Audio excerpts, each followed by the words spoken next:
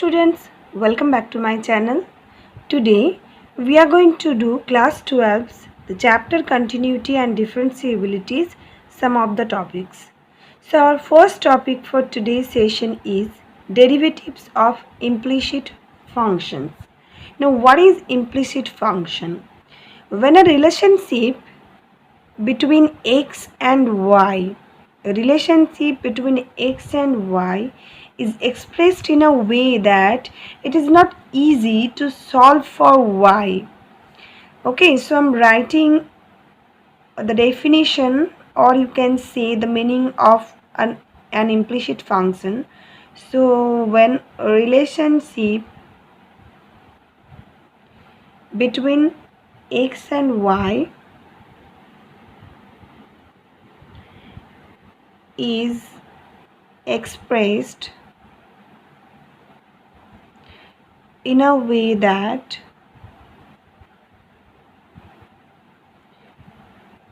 it's not easy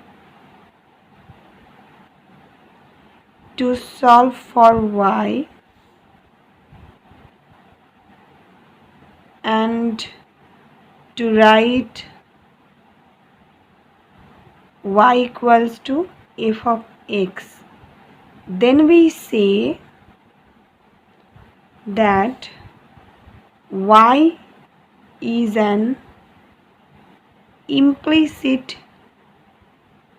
function of x.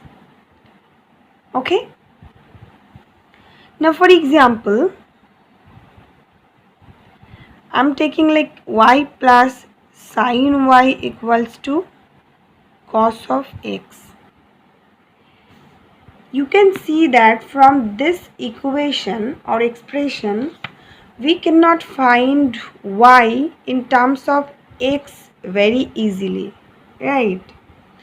Like I'm giving another example. Suppose x minus y equals to 2.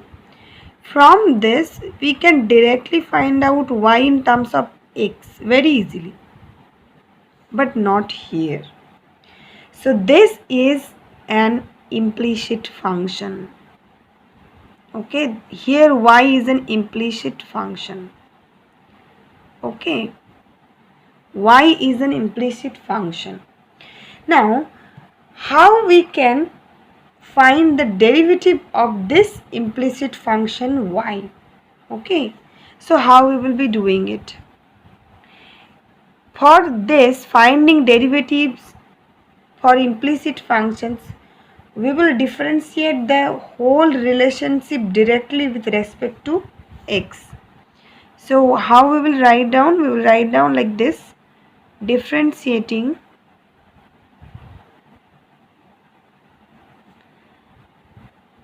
the relationship or the expression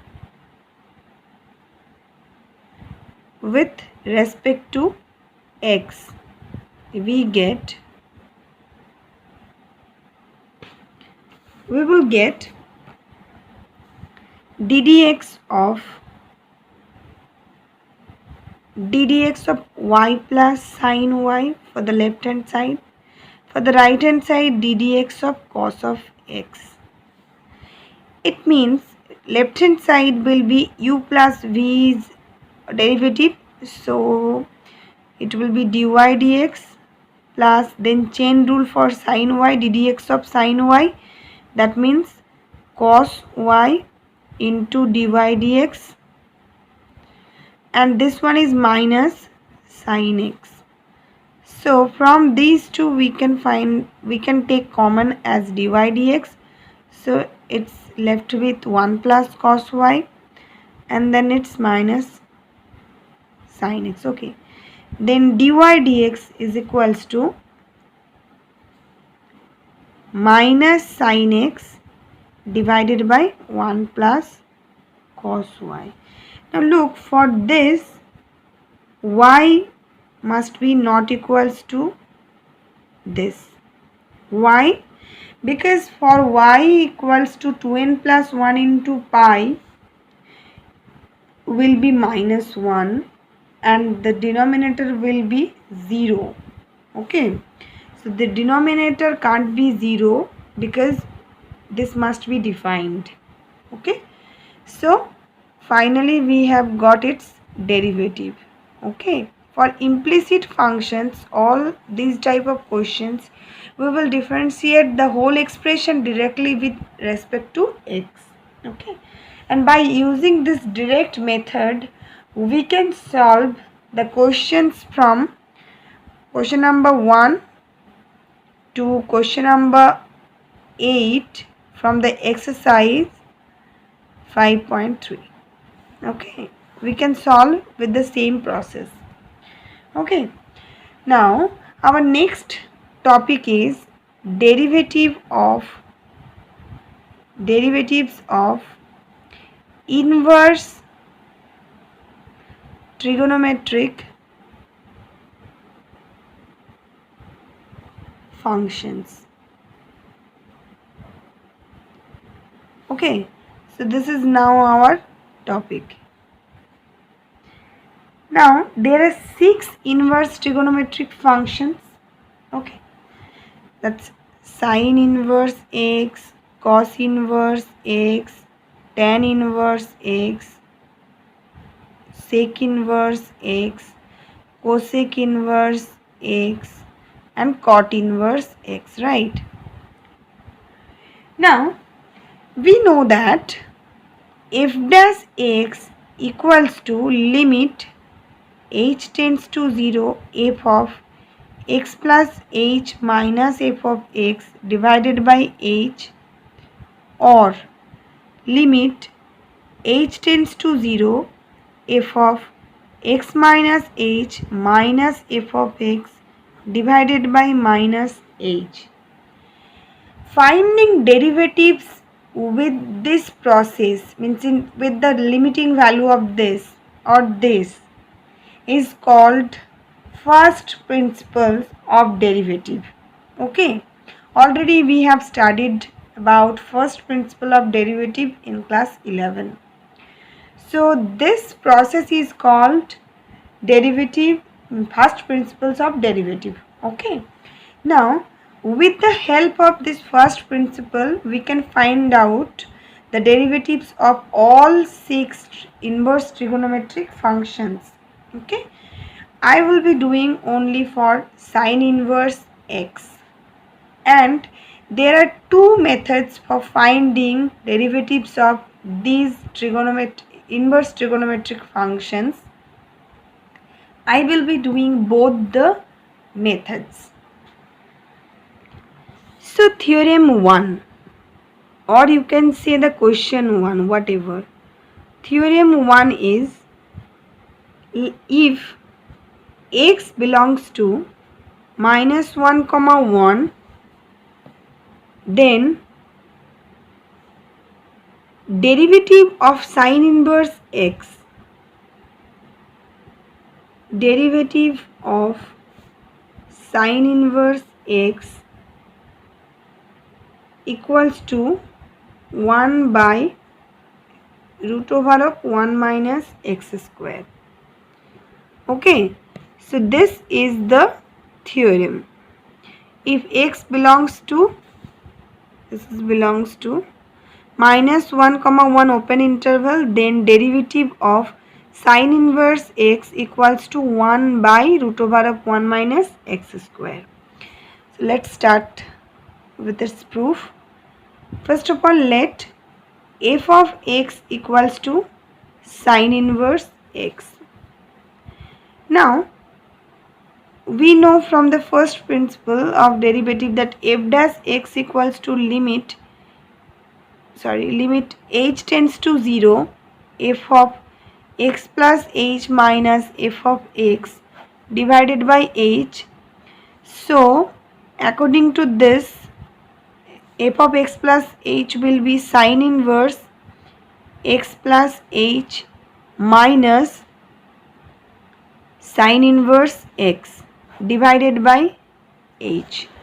Okay, now for doing this, means the calculation of these two, we need a formula, that is, I am writing over here, the formula I'm writing here. Okay, sine inverse x plus minus, actually both the formula I'm writing together. This is from -1, so it's sine inverse y, that equals to sine inverse x root over of y 1 minus y square plus minus y root over of 1 minus x square.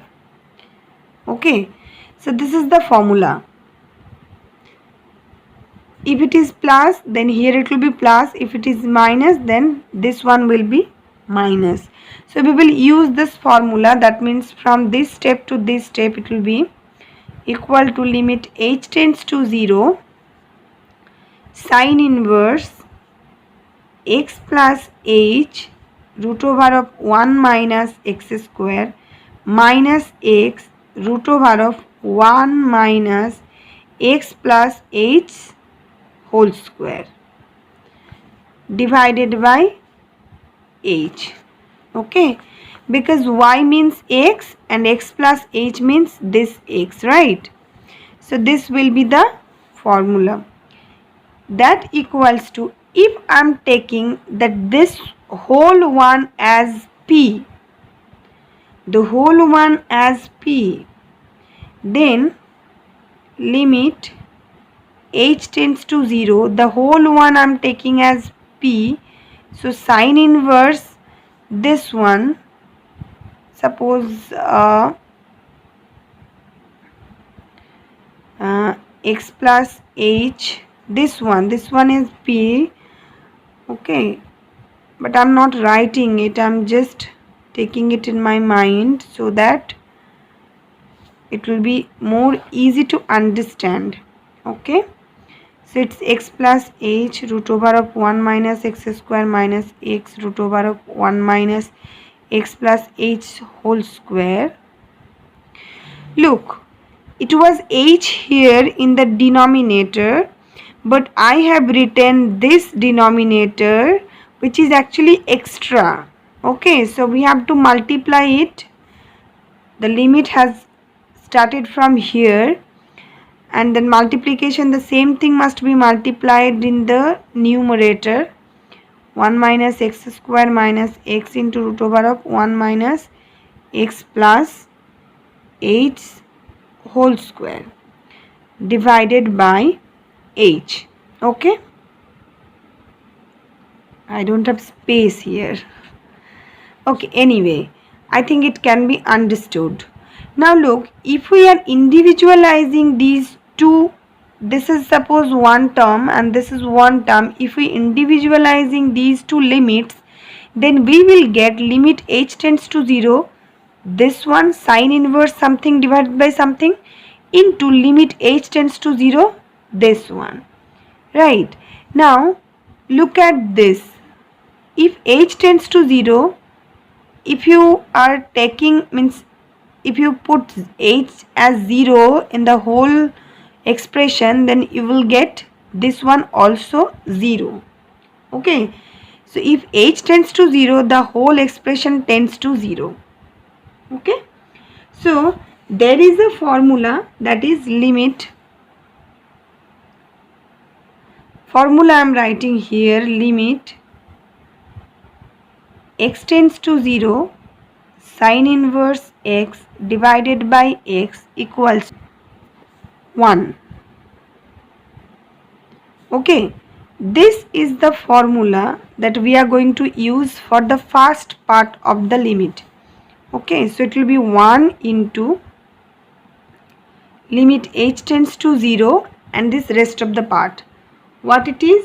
It is x plus h root over of 1 minus x square minus x root over of 1 minus x plus h whole square divided by h. Now look, we will just multiply this, the whole expression's conjugate, that means actually with the opposite sign. Okay, that means we are going to write like this, it will be x plus h root over of 1 minus x square minus x into root over of 1 minus x plus h whole square, this whole to be multiplied with, I'm writing very small, okay, so that it can be accommodated in this space, short space. Okay, please try to understand what I'm going to write.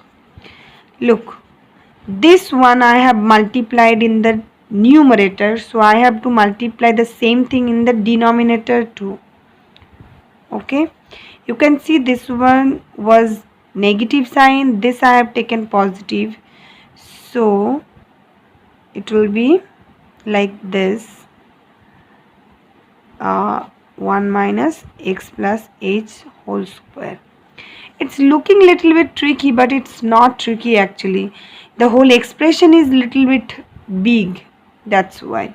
Okay, so what we are getting in the numerator, we will be getting it's actually the formula is a minus b into a plus b, right? So it's a square minus b square formula.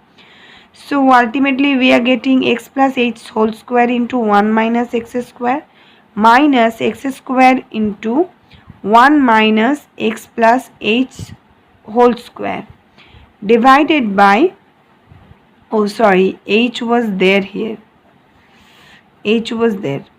Okay, so I forgot to write h here. Now this one is x plus h root over of 1 minus x square plus x root over of 1 minus x plus h whole square into h. Okay, so students, I have done the calculation because it was little bit big, that's why. Look how I have done, I'm telling you.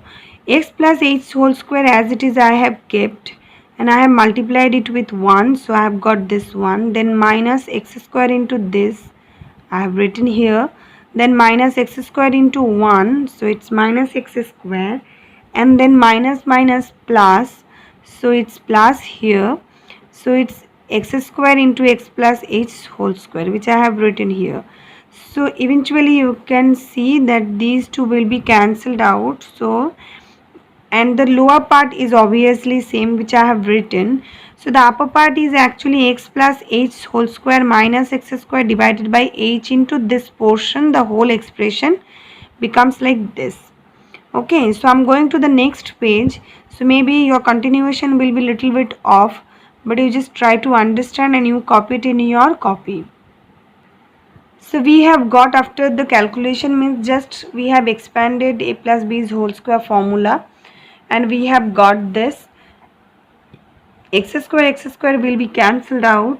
So from the upper part we can take h common, and that h will be cancelled out. So we will be left with like this, 2x plus h into 1 by the whole, this one, x plus h into root over of 1 minus x square plus x into root over of 1 minus x plus h whole square, right? Now if we put h's value now, that is 0, so we will get 2x in the numerator, and this one will be x root 1 minus x square plus x root 1 minus x square. It means 2x divided by 2x root 1 minus x square. 2x will be cancelled out, so it is left with 1 by root over of 1 minus x square. So what we have got? We have got f dash x is equals to this. That means therefore ddx of sine inverse x is equals to 1 by root over of 1 minus x square, and this is a formula. Okay, and the way I have found it, this is called derivatives, means first principle derivative. Okay, derivatives of first principle. So we have found it in this way. This is little bit long and tricky way. There is another way for finding sine inverse derivative very easily. that's I'm doing. So it's alternate method actually. Okay, and it will be done by chain rule. So what we will be taking, let y equals to sine inverse x, that means sine y equals to x, right? So if we differentiate both the sides with respect to x, we will be getting cos y into dy dx is equals to x. That means dy dx equals to x by cos y. Okay, now cos y can't be 0. Obviously cos y can't be 0. If cos y becomes 0, then the whole dy dx will be undefined. So cos y can't be 0, and when it will not be 0, so it's only on the means the points. I'm just doing it after this calculation. I'm coming to that one also. Now look, cos y means we can write down 1 minus sine square y, root over of 1 minus sine square y. That means x divided by root over of 1 minus sine y means x. So that means we can write down this one, right? Oh, sorry. This will be 1. I have done wrong, because ddx of x is equals to 1. So it's 1 by cos y. That means it's 1 by, and it's 1 by, sorry. Please rectify your copy also, because I have done a mistake here. So it will be 1 1 1 1, right? So we have got, look, it's ddx of, okay, wait, let me find out a paper, wait. So it's actually ddx of sine inverse x, right? So in this way also we have got the same result like this. Okay, so if the question has mentioned for first principle, then you have to do in this way, otherwise you can find out in this way, no problem with that. Now coming to cos y not equals to 0, that means it provides that it will be only valid for cos y not equals to 0. That means what? That means y not equals to minus pi by 2, pi by 2, like that is, what does it mean? That means x not equals to minus 1 comma 1, that is x belongs to minus 1 comma 1 open interval. Okay, which was already given in the theorem statement or the question, you can see. Another thing, that in this interval means this one, y belongs to minus pi by 2 comma pi by 2 open interval. In this interval cos y is always positive, that's why we have taken its positive root. Okay, cos y is equals to positive, that's why we have taken, it's actually plus minus, but we have taken only positive root. Okay, now I have chosen a question from exercise 5.3, question number 10. Find dy dx if y is equals to tan inverse 3x minus x cube divided by 1 minus 3x square, where minus 1 by root 3 less than x less than 1 by root 3. Okay, we have to find out dy dx for the given y. Now for this, what we are doing, we will be writing y equals to tan inverse 3x minus x cube divided by 1 minus 3x square. Now this expression is little bit familiar to us. If we put x equals to tan theta, then we will be getting y equals to tan inverse 3 tan theta minus tan cube theta divided by 1 minus 3 tan square theta. Now look, this one is very familiar formula, that is y equals to tan inverse tan 3 theta. Okay, now you must be thinking about that we will be directly writing theta 3 theta here. No, because this range has been given, so we have to verify this.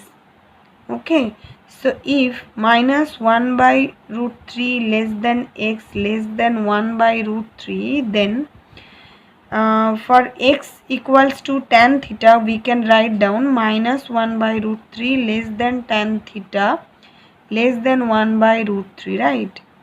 So that means what? That means minus pi by 6 less than theta less than pi by 6. And it means minus pi by 2 less than 3 theta less than pi by 2. Okay. Now look, tan inverse principal branch is minus pi by 2 comma pi by 2, and we have got the angle within that. So y equals to tan inverse tan 3 theta equals to 3 theta. That means 3 tan inverse x. Now 3 tan inverse x, so we can find out dy dx now. So it will be 3 divided by 1 plus x square. Okay. So the value means we had to find out dy dx with the given y like this, and we have got finally dy dx equals to this. So this is the answer. Okay, in this way you can find out all other questions, I think up to 15 or 16 from the same exercise. I think 15 or 16, I don't remember now. Anyway, so this is all about today's session, students. I hope you all have understood it, and now you can apply the same knowledge for finding the solutions for all the questions given in exercise 5.3 and anywhere else. Okay, so we will meet in the next video with any other topic. Till then, have a good day.